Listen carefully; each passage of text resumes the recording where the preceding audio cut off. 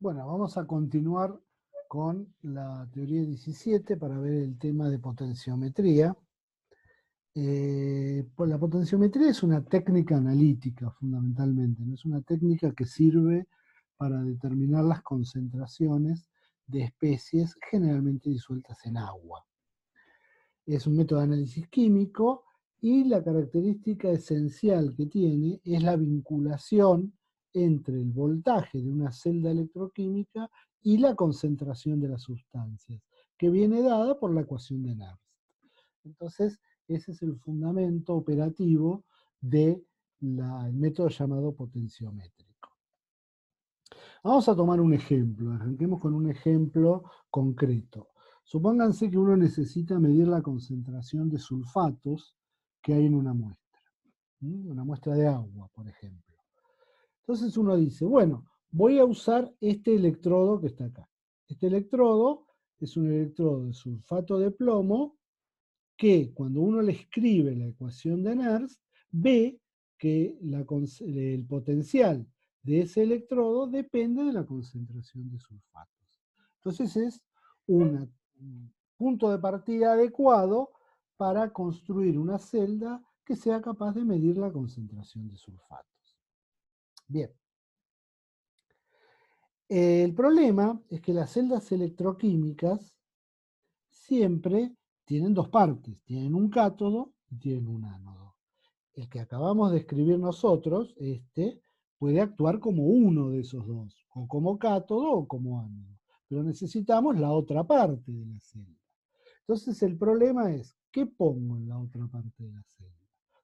Bueno, una forma de solucionar eso sería poner otro electrodo cualquiera.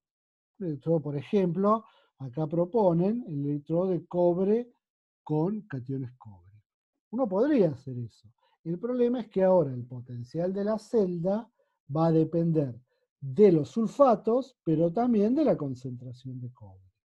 Y eso no es lo que yo busco. A mí me gustaría tener una celda cuyo potencial dependiera solo del ion que a mí me interesa. Para eso se usa un electrodo de referencia. O sea, lo que se pone en la otra parte de la celda es un electrodo de referencia que tiene un potencial constante que vale siempre lo mismo. Entonces, el potencial total de la celda va a depender solo de la concentración del ion de interés. Una celda potenciométrica tiene más o menos el aspecto que indica este dibujo. Es un electrodo de referencia unido a través de un voltímetro con el electrodo de trabajo o el electrodo indicador. Este en nuestro ejemplo sería un pedacito de plomo, ¿sí? En contacto con sulfato de plomo sólido, o sea, para generar este electrodo que está acá. El potencial de ese electrodo va a depender de la concentración de sulfato que haya en el medio.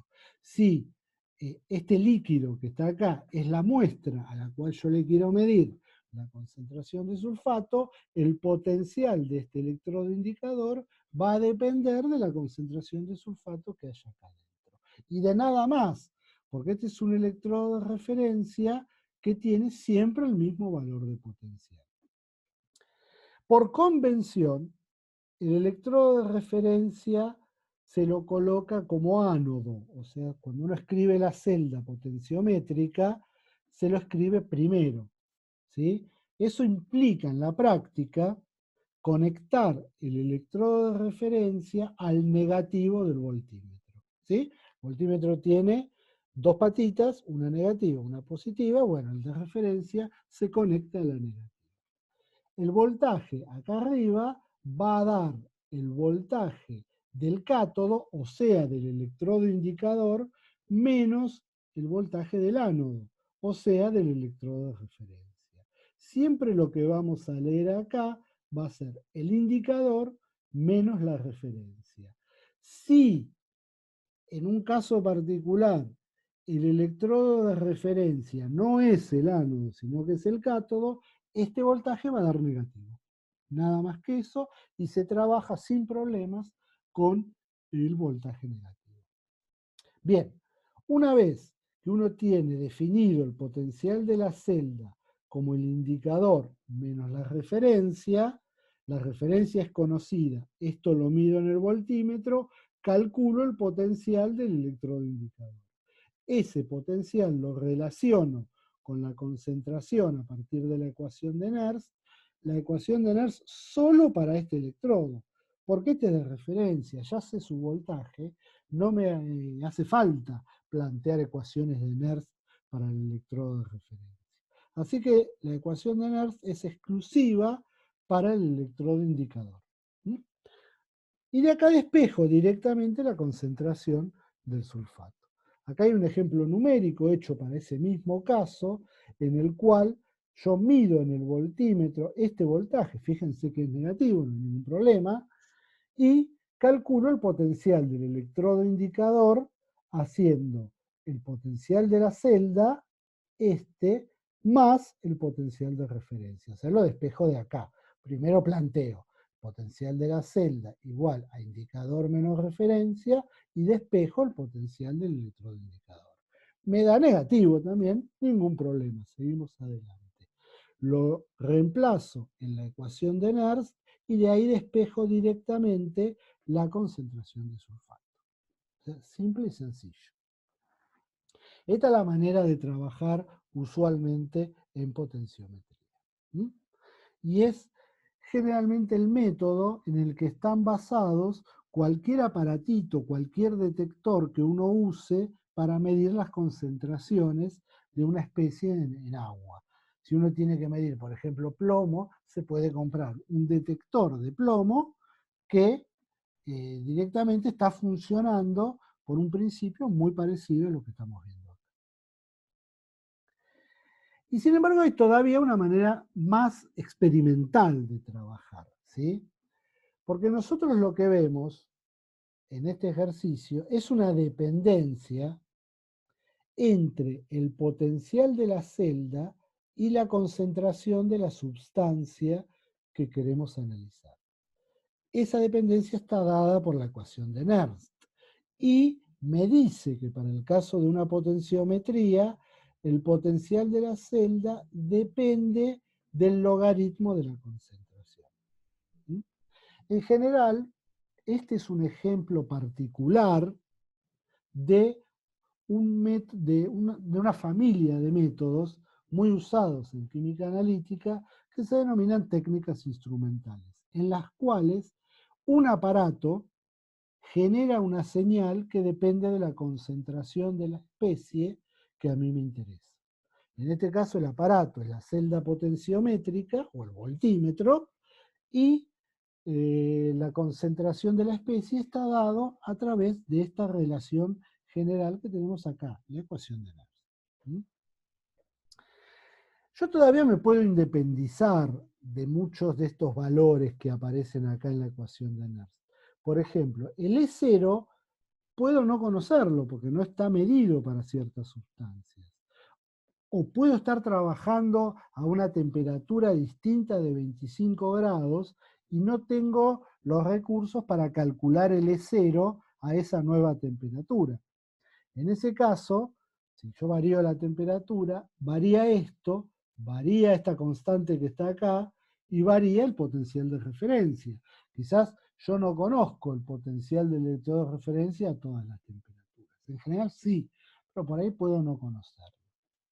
Para independizarse de todas estas cantidades, yo puedo todavía hacer el problema más abstracto y decir, bueno, lo único que voy a tomar de esta ecuación va a ser la dependencia funcional entre el potencial de la celda y la concentración de la sustancia. Solo eso. O sea, el potencial de la celda depende con el logaritmo de la concentración. ¿Sí?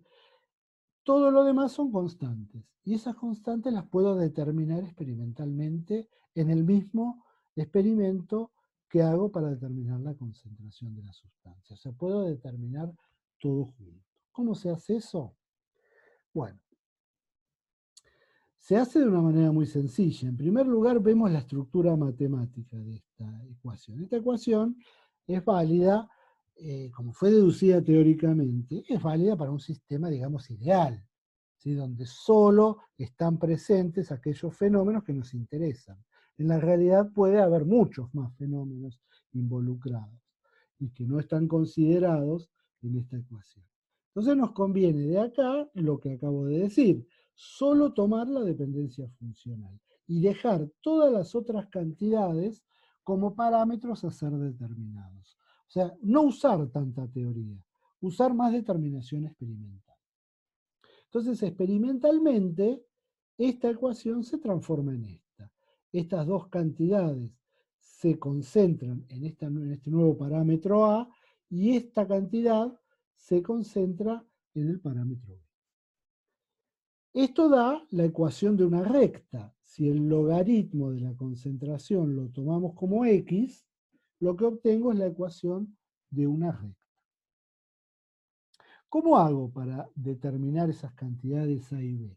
Bueno, lo que tengo que hacer es medir el potencial de la celda usando soluciones de analito de concentración conocida, que se llaman soluciones estándar. O sea, yo me preparo una serie de soluciones de la misma especie que yo quiero determinar. Por ejemplo, si estábamos determinando sulfato, me preparo una serie de soluciones de concentración conocida de sulfato. Y les mido el potencial usando el equipo que voy a usar para medir el potencial de la muestra desconocida. Mido el potencial de la celda en función del logaritmo de la concentración y me armo un grafiquito de este tipo. Este grafiquito se denomina curva de calibración. La técnica específica que estoy usando acá se denomina calibración. O sea, estoy usando el equipo, pero lo estoy calibrando con soluciones cuyo voltaje yo conozco. O mejor dicho, su concentración, para no ir tan lejos, su concentración yo conozco. ¿Mm? Entonces calibro el equipo. Siempre que uno trabaja con un equipo, tiene que calibrarlo inicialmente, porque la respuesta del equipo depende de ese proceso de calibración. ¿Sí? Entonces, yo sé que el equipo que voy a usar tiene esta respuesta para estas concentraciones de la sustancia que quiero analizar, que son conocidas porque las preparé yo y sé cuánto valen. ¿Sí? Se llama curva de calibración porque a veces esto puede no dar una recta rigurosamente. En este caso sí, más allá de la dispersión experimental de los puntos, se ve que hay un comportamiento lineal. Pero en otros casos más complejos puede no haberlo. Y lo que tendríamos sería una especie de curva. Por eso genéricamente se lo llama curva de calibración. Una vez que tengo la curva de calibración armada, mido la muestra problema y miro el potencial de la muestra problema, voy a la curva y leo la concentración de esa muestra. Entonces, de esa manera calculo o obtengo experimentalmente la concentración de mi muestra sin haber usado ningún dato teórico. Eso es lo que tiene de bueno el método de calibración. Uno se independiza de todas esas cantidades teóricas. ¿Mm? Bueno, esto lo van a ver mucho más cuando vean en la materia que sigue, en métodos instrumentales. Ahí el método de calibración se va a usar muy seguido. Esto es simplemente una introducción al tema y para que vean que la potenciometría es como una introducción a los métodos instrumentales que van a ver en la próxima materia. En este ejemplo, lo que tenemos es una celda construida para medir la contaminación causada por el mercurio en el agua de un río. Esto es un experimento que se hizo, un trabajo. Y lo que se hizo fue preparar, mejor dicho, soluciones de mercurio de concentración conocida. Se prepararon estas soluciones, se pusieron en la celda y se midió el voltaje que daba la celda para cada uno de estas concentraciones. Con estos datos se construyó esta curva de calibración, también da una recta, generalmente para que los resultados sean más legibles es conveniente tener una recta y no una curva, pero si dice una curva se trabaja de la misma manera. Se obtiene esta recta, luego mido la solución problema, la solución desconocida, con el voltaje que obtengo con esa solución, entro al gráfico de calibración y leo el logaritmo de la concentración, que después lo paso a concentración. Y de esa manera obtengo, de una manera puramente experimental, sin haber usado valores de tablas ni cantidades teóricas, el valor de la concentración. ¿Sí? Esta es la técnica preferida cuando uno tiene que hacer este trabajo. Bueno, eso es todo. Con esto terminamos las clases teóricas de química analítica y ha sido un gusto. Y bueno, acá terminamos.